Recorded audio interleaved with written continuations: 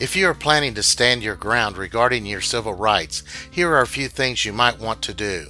First off, do your research to make sure you are on solid legal ground. If you have watched a couple hundred YouTube videos about cop encounters, as I have, you are aware that the average cop who shows up on YouTube is a low IQ sociopath with a tiny penis and a big fragile ego. I have taken notes and watched the mistakes and the successes other folks have had. Some of this stuff will be familiar to you. It appears a great many cops are dangerous cowards with a badge, a gun, and hostility to everyone. Most need a good dose of Midol and a maxi pad daily. I have my own low IQ sociopath cop. I have had only a couple encounters with this sissy boy. While talking to him in my driveway, I bent over and picked up this little squatty screwdriver that had fallen out of my truck. I walked over and put it on the porch. When I turned back toward him, he had his hand on his gun and was in a shooting stance, ready to draw and kill me. He had no nightstick, no taser. His only response option was murder. I'm only 5'6" tall, 190 pounds, and 66 years old. He is in his mid-30s, over 6 feet tall, 275 pounds, and was scared silly of me and a tiny little screwdriver. I had to bite my lip to keep from laughing out loud at him. I swore then to never ever call the sheriff's department again, for anything. They are a dangerous gang of armed cowards. I decided, since I may have future run-ins with this clown or his mentally deficient butt buddies, that I needed to get my ducks in a row. I first bought the best dash cam I could find for the money. It mounts directly to the rearview mirror, has 2 swivel cameras that have nighttime infrared capability. The left one takes a full driver's window view. It records for about an hour and a half before it loops. I wired it up to a lighted rocker switch on my console. When I want to record, all I have to do is flip the switch.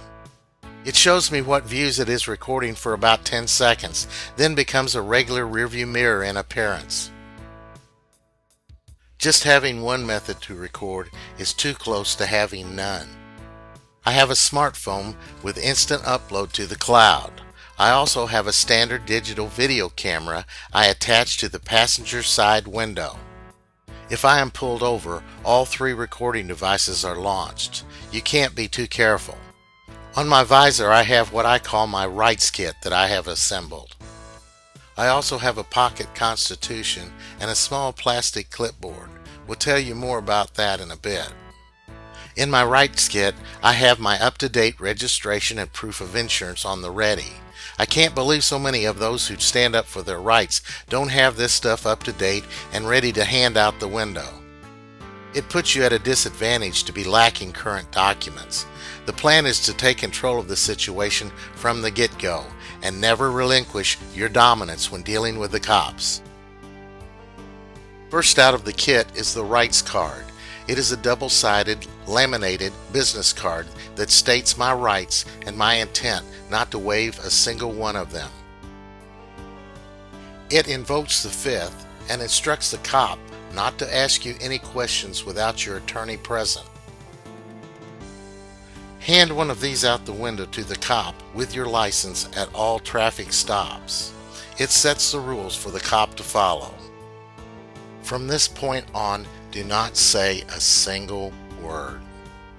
To further reinforce your control, pull out the right sign. Place it against your closed window with the cop side facing out. This notifies the cop again that you will remain silent. You don't consent to any searches, and his questions will be ignored unless your attorney is present. It also makes it known to him that he is on camera, that you know the law he is sworn to abide by, and that you will sue him silly if he violates your rights or his sworn duty. On the back is just some cliff notes of things to remember, not stuff to argue with the cop about. The next item in the packet are the passenger pedestrian cards. If you are going on foot, leave your ID in your car or at home and only carry this card. That way, if they violate your Fourth Amendment rights, they still come up empty. I have several of these in case I have passengers, so each can have a card to slip out their barely open window to the fat skinhead asking for IDs. I then inform my passengers to keep their mouths shut. Most cops don't want to arrest you over your ID, as it creates a possible false arrest suit and is a bunch of paperwork. He just wants to bully with a threat. This card calls his bluff before he has a chance to threaten you. Remember, a false arrest can net you around $20,000 or sometimes a lot more. With this card, you are not refusing to give your ID, just setting the constitutional grounds under what circumstances, when, and where you will provide it. You are not obstructing. The next item in my rights kit is my PIN-ACT card. This can be used in the car or on the street as a pedestrian videographer. On the back are a couple court cases regarding the rights of citizens to video the cops. Williams versus Mills is a good one to inform your local thug that he can lose his house, car, boat, land, or dog to you should he continue with his violating of your First Amendment right to jam your camera right up his ass. Other violations of this right is lights aimed at your camera and ordering you to a distance where you cannot video his conduct. The last item in the packet is the window sign. Use of this sign is optional. If your whiny little cop starts any crap about not opening your window enough or is crying about his safety, you can slap this up against your window and educate him. Here are a few very important things to keep in mind so you can control a cop encounter.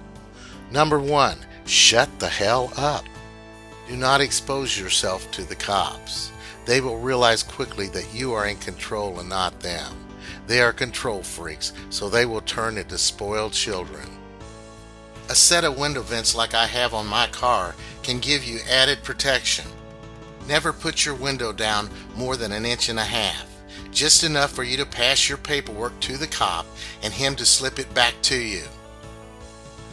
Since you will not be speaking to them, close the window completely at all other times. Show each card from your rights kit to your camera for just a second or two before deploying it. That will help you out a bunch should you need to sue this doofus in court. Lock your doors, and no matter what that trained liar outside your window says, keep the doors locked. If he breaks out your window, the potential settlement for violating your civil rights can creep into the 6-figure area. This is my rights kit and plan. I make no claim that it is right for anyone else or that it is perfect. Your mileage may vary based on your ability to keep your trap shut.